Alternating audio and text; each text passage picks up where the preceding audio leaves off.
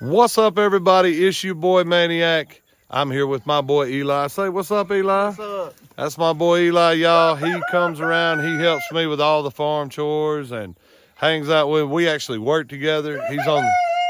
Come on, Gerald Paul, really? He's on the Low Boy Squad with us. He's actually runs our land off. So everybody in the chat, say something to Eli, man. Y'all let him know that y'all appreciate him. Want to show y'all after trade day today. Gerald Paul, you got one more time. I'm putting you in timeout.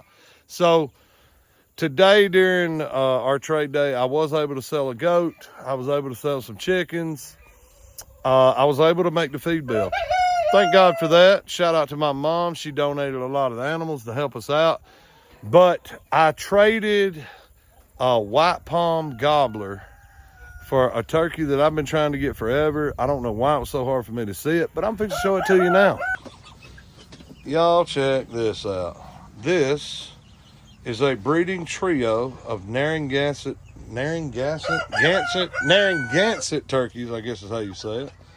But I've always wanted them. I don't know why. I think it's cool. They're like a smoke gray color. And they have black dots, you know, they have the black speckles, but y'all, they are beautiful. And we will be raising these turkeys. Y'all check that out. And then we forgot to take these girls. That was a total accident. Girls, we're sorry about that. And my wife got some Easter eggers. What they call them? Americanas, I think. But she got a really good deal on these. So if most people are wondering, well, what do you pay for these? Okay, so I traded my gobbler, and a $20 bill for these 3 breeding trio Narragansett turkeys. I think I'm saying it right. If I'm not saying it right, nobody kill me in the comments. Just tell me how you actually pronounce it. But I've always called them that because I think that's how you say it. But I like them. But you know, people are like, well, hey, what are the prices for the chickens? So we actually got these 3. Now, if you know somebody, y'all, even if you're not ready to buy a chicken, go start talking to some of your trade day vendors because you make friends with them and they get to know you, they try to actually help you out. So we got these 3 small Easter eggers for $10. Now, normally he could get $10 for each one of those, but we knew him. We communicate with him. We talk with him. We hang out with him while we're at trade day. Y'all, that is one cool trick I can tell you. Network, communicate, go around, talk to everybody that has something that you like and you want. And when you spend time with them, you never know, just that little one-on-one communication that you have, you know, say a month before you actually buy, it's going to do you a major load of business. I mean, it's going to save you a ton of money. The sale will be quicker than what it normally would. There's no Jewing down. Actually, a lot of times they make you the offer and you're like, well, I don't know if I want to pay that. And then they may work with you. But I plan on building up, thank you, Tomahawk. I plan on building up all of my turkeys. Right now I have 1 chocolate and 3 bourbon reds, but I actually have 4 bourbon reds, but 2 are gobblers and 2 are hens. I'm going to have to separate 1 gobbler. I may sell him, but I always try to keep 1 gobbler in case an emergency happens. If y'all followed us on TikTok or Facebook, I don't know if I put it on YouTube. I don't know if I was on YouTube then, but we actually lost our male. And had we not had that second gobbler, we'd have been in a mess selling turkeys directly off of our farm. Now we have trade day, which seems to work a heck of a lot better. Trade days, festivals, stuff like that, they bring the crowds that they already know what they want. They know what they're coming for. It makes your job a lot easier. Of course, they're going to try and swindle you, but look, you need to know what your animals are worth. If you know what you have in them, how much did I feed them? How many hours did I put in raising this animal? Can I let it go for this? Then you find out what that bare minimum is that you need for that turkey or that chicken or that rabbit or that quail, whatever. Know your bottom dollar and don't go below it. I'd rather bring it home, clean it, and eat it than to let somebody get something over me and it end up costing me more, you know, to sell it than it would have been for my family to enjoy eating it. But You can get chickens there normally around 10. Some chickens you can get for $5. Now you're not going to know what they are. $10 chickens, you may know, you'll figure out what they are. They'll tell you what they are. When you get into the higher breeds like my American Breast, my Cuckoo Malines, well, they're probably going to be somewhere around the, $20, $25. Sometimes you can get them for $15 if you know what you're doing. But to get them from a reputable breeder like we have, you're going to be looking at prices higher than that. But we only sell our culls, so we try to keep our prices around $20, $25. Unless we really know them, then it'll be $15. I know a lot of people aren't going to like me telling these prices, but people always want to know, well, what are the prices of chickens? Y'all, the price of chickens, what you think they're worth. What do you have in them? So, I mean, can you go there with $5 and buy a chicken? It is possible. Is it going to be a good chicken? I can't guarantee that. It could be a banny. It could be one of those game chickens. It could be whatever. But can you go there and get egg layers and meat birds? Yeah, you could probably get an egg layer. A meat bird may cost a little more, but I mean, talk with your people. Come network with your people at your trade days, your local community. Community is where it is and where it starts, and that's what makes it happen.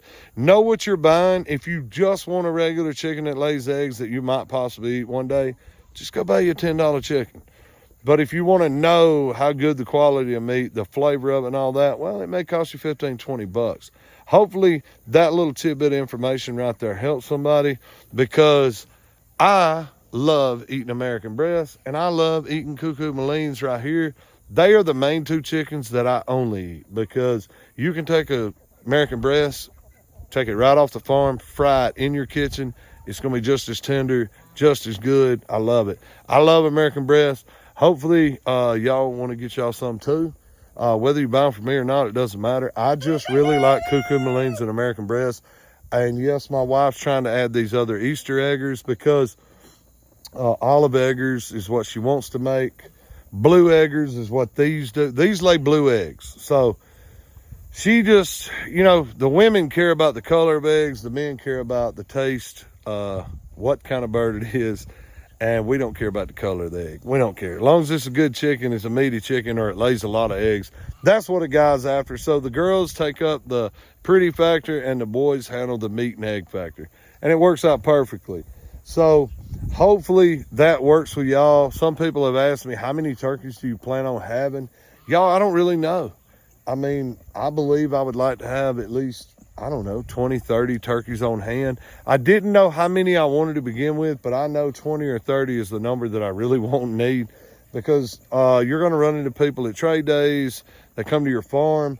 Some want a younger turkey that's going to start laying in the spring. Some want an older turkey that's already laying. Some want a big gobbler. Some want this, some want that. But always remember, what does Maniac say?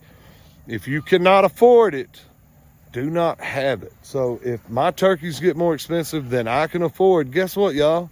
Me, my boy Eli, and my daughters, my wife, we gonna eat some turkey. Y'all, that's the greatest thing about raising your own animals, is because if they get too costly, if they get too angry, or they get real moody or anything like that, yeah, enjoy them at dinner. That's what we say. Like, people ask me, what do you name your animals? Oh, Thursday, Friday, Saturday. I mean, it doesn't matter what day we're going to eat them. That's all we care about. And we all about delicious food. You don't get big as me unless you know what good food tastes like. Now, Eli can eat a horse and never gain a pound. I can eat a napkin. I can gain 4 pounds. But tell them, Eli, what we after? We after that great flavor, right? Yes, sir. Them big old breasts, y'all. Them big old legs. Woo, thank God for a crock pot and an Instant Pot, because you can make magic happen nowadays with those. But we still have our quail. We didn't take our quail to the to the trade day, because, well, I didn't have the numbers that I needed, because, praise God, y'all, we sold every one of our quail the other day that I actually had for sale. Now, I am needing to get rid of some Bob Whites for sure. Sorry about that light. But I do need to get rid of Bob Whites, because I have too many males. Definitely too many males over here. And in case y'all didn't know, Bob Whites are the barbarians of all quail. I don't care what kind of quail you raise, you're never going to find more of an assassin than a Bob White. They're going to take out everybody they don't like. And I don't mean they're going to take them out in a day or two. They're going to take them out today. They should be called today's quail because you have so many quail, but today you might have less quail. So Bob Whites, I got to get rid of some of the males, actually a lot of males, but y'all know how we gonna get rid of them? Eli, tell them how we get rid of quail around here. We gonna eat them. We gonna eat them. That's right, y'all. It's in your belly, no matter how you like it. The best food, the best quality food, the best tasting food. It's full of protein and all the nutrition you need, y'all. Got to get you some quail too. Till next time, I am your boy Maniac, my main man Eli. We out.